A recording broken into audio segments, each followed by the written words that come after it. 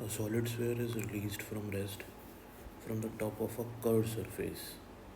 तो एक solid sphere को कर्सर के सरफेस के टॉप से रिलीज किया जाता है एज शोन इन फिगर.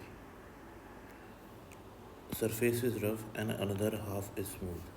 तो ये जो फर्स्ट हाफ है ये रफ है और जो नेक्स्ट हाफ है वो स्मूथ है. If sphere is release from rough side then the maximum height attain by it on smooth side. तो स्मूथ साइड पे कितनी हाइट अटेन कर लेता है h1. ये h1 निकालनी है हमको हाइट. क्वेश्चन को स्टार्ट करते हैं.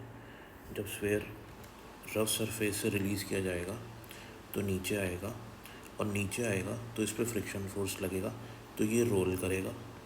फ्रिक्शन फोर्स लगेगा इस डायरेक्शन में, ठीक है, और इस पॉइंट के अबाउट लगेगा. तो ये फ्रिक्शन फोर्स एक टॉर्क प्रोड्यूस करेगा. अगर ये एफ फ्रिक्शन फोर्स है, ये आर इसकी रेडियस है, तो ये टॉर्क कैसे प्रोड्यूस करेगा.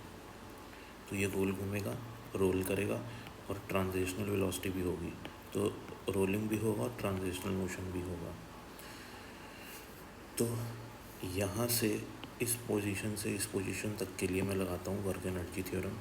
वर्क एनर्जी थ्योरम कहती है work done by all forces is equals to change in kinetic energy. तो यहाँ पे वर्क कौन कौन कर रहा है. एक तो ये नीचे आ रहा है तो इस पर mg फोर्स लग रहा है, तो mg फोर्स इस पर वर्क कर रहा है. तो वर्क डन बाय ग्रेविटी हो जाएगा mgh, ठीक है, क्योंकि mg फोर्स नीचे और h हाइट नीचे आ जाता है ये. तो वर्क डन बाय ग्रेविटी हो जाएगा mgh. दूसरा यहाँ पे फ्रिक्शन फोर्स मैंने आपको बताया लग रहा है. कभी भी रोलिंग मोशन में, प्योर रोलिंग में फ्रिक्शन फोर्स कोई वर्क नहीं करता. तो work done by friction force in pure rolling is always zero. इसका रीज़न ये है कि फ्रिक्शन फोर्स लगेगा ये पॉइंट ऑफ कांटेक्ट पे, ठीक है. ये पॉइंट ऑफ कांटेक्ट पे लगेगा फ्रिक्शन फोर्स की डायरेक्शन होगी ऐसे. अब अगर मैं इस पॉइंट ऑफ कांटेक्ट, अगर इसको P मान लो इस पॉइंट ऑफ कांटेक्ट को, तो प्योर रोलिंग की कंडीशन क्या होती है डियर स्टूडेंट्स. प्योर रोलिंग में सेंटर ऑफ मास अगर v वेलोसिटी से मूव कर रहा है और ओमेगा एंगुलर वेलोसिटी है तो v बराबर ओमेगा आर होता है. किस में? प्योर रोलिंग में, ठीक है. और अगर मैं इस इक्वेशन को डिफरेंशिएट करूं तो वेलोसिटी को डिफरेंशिएट करके आ जाएगा एक्सेलरेशन, ओमेगा को डिफरेंशिएट करके आ जाएगा प्लस अल्फ़ा, और रेडियस की जगह रेडियस आ जाएगी. तो a बराबर अल्फ़ा आर और v बराबर ओमेगा आर. ये दोनों कंडीशंस हैं प्योर रोलिंग के लिए, ठीक है. अगर मैं इस P पॉइंट की बात करूं तो ये P पॉइंट जो है ये पॉइंट ऑफ कांटेक्ट है, सरफेस के साथ में कांटेक्ट पे है ये पॉइंट, ठीक है ना, बिल्कुल ये वाला पॉइंट. तो ये वाला पॉइंट हमेशा किस पे रहता है? रेस्ट पे रहता है. किस पे रहता है? रेस्ट पे रहता है. कब रहता है? जब प्योर रोलिंग होती है. तो रेस्ट पे क्यों रहता है? क्योंकि इस पॉइंट पे क्या होगा, अगर मैं हर एक पॉइंट पे वेलोसिटी निकालूँ तो निकालने का तरीका यही होता है कि इस पॉइंट पे जो वेलोसिटी होगी घूमने की वजह से इस पॉइंट पे वेलोसिटी आएगी ओमेगा आर इस डायरेक्शन में, और लीनियर मोशन जो कि इधर हो रहा है उसकी वजह से हर पॉइंट के पास यही लीनियर स्पीड होगी, और वो कितनी होगी? v होगी. अगर सेंटर ऑफ मास की v वेलोसिटी है ना डियर स्टूडेंट्स, तो हर पॉइंट की v वेलोसिटी होगी इसी डायरेक्शन में, हर पॉइंट की. तो इस पॉइंट की भी इस डायरेक्शन में v वेलोसिटी है. अब घूमने की वजह से, रोलिंग की वजह से, रोटेशनल मोशन की वजह से इस पॉइंट के पास एक एक्स्ट्रा ओमेगा आर वेलोसिटी भी आएगी जो उस डायरेक्शन में होगी. और प्योर रोलिंग में क्या होता है, v और ओमेगा आर क्या हो जाते हैं? बराबर हो जाते हैं. तो ये वाला पॉइंट जो है वो किस पे रहा? रेस्ट पे रहा, मूव नहीं कर रहा, है ना. और अगर मैं बात करूँ एक्सेलरेशन की तो इस पॉइंट का कोई एक्सेलरेशन भी नहीं हुआ. समझ में आई बात. तो क्योंकि पॉइंट का जो है रेस्ट पे रह रहा है पॉइंट, है ना, कोई रिलेटिव मोशन नहीं है, तो वर्क डन क्या हो जाएगा? ज़ीरो, क्योंकि कोई डिस्प्लेसमेंट नहीं आएगा. क्योंकि कोई डिस्प्लेसमेंट नहीं आएगा इस पॉइंट का, तो डिस्प्लेसमेंट इस पॉइंट का ज़ीरो हो जाएगा. उसी कारण से इस पॉइंट का वर्क डन ज़ीरो हो जाएगा, क्योंकि नीचे लगने वाला वेलोसिटी और ऊपर लगने वाली वेलोसिटी दोनों इक्वल और अपोजिट होंगे. तो डिस्प्लेसमेंट नहीं होगा, डिस्प्लेसमेंट नहीं होगा तो वर्क ज़ीरो हो जाएगा बाय फ्रिक्शन फोर्स. अब आप इसको एज अ स्टैंडर्ड रिजल्ट याद रखें, ठीक है. तो वर्क डन जो होगा वो सिर्फ किसका होगा? ग्रेविटी का. तो mgh बराबर आ जाएगा चेंज इन काइनेटिक एनर्जी. अच्छा, change in kinetic energy initially ये रेस्ट पे है तो इनिशियल काइनेटिक एनर्जी हो जाएगी ज़ीरो.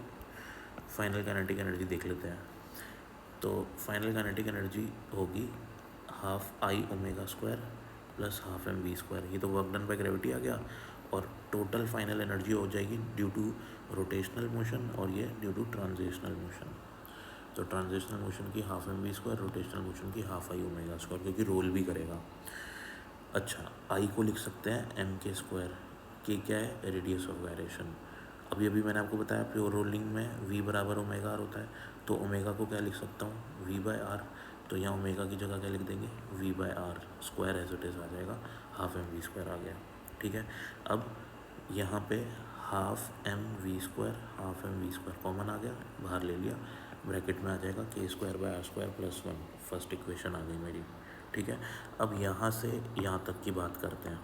यहाँ पे तो ये सरफेस स्मूथ है, तो स्मूथ है तो फ्रिक्शन नहीं है, तो फ्रिक्शन नहीं है तो ये रोल नहीं कर पाएगा, क्योंकि यहाँ पे तो फ्रिक्शन इधर लग रहा था, तो ये फ्रिक्शन इसको ऐसे घुमा रहा था about centre of mass, torque दे रहा था। तो यहाँ पे कोई फ्रिक्शन नहीं है, तो ये रोलिंग नहीं कर पाएगा। तो कंजर्वेशन ऑफ मैकेनिकल एनर्जी लगा सकता हूँ, क्योंकि एनर्जी का लॉस भी नहीं होएगा, स्मूथ सरफेस है तो एनर्जी कंजर्व रहेगी। ठीक है, तो टोटल एनर्जी इधर बराबर टोटल एनर्जी इधर। तो इधर कितनी है भैया टोटल एनर्जी, इधर टोटल एनर्जी आ जाएगी आपकी हाफ एम वी स्क्वायर। क्यों, क्योंकि यहाँ पे रोलिंग होनी बंद हो जाएगी, क्योंकि फ्रिक्शन नहीं है यहाँ पे, तो टोटल एनर्जी जो रह जाएगी वो आपकी हाफ एम वी स्क्वायर ही रह जाएगी। तो यही जो आपकी एनर्जी है हाफ एम वी स्क्वायर, यहाँ पे ऊपर चला जाएगा ये, तो ये सारी एनर्जी किस में कन्वर्ट हो जाएगी, पोटेंशियल एनर्जी में।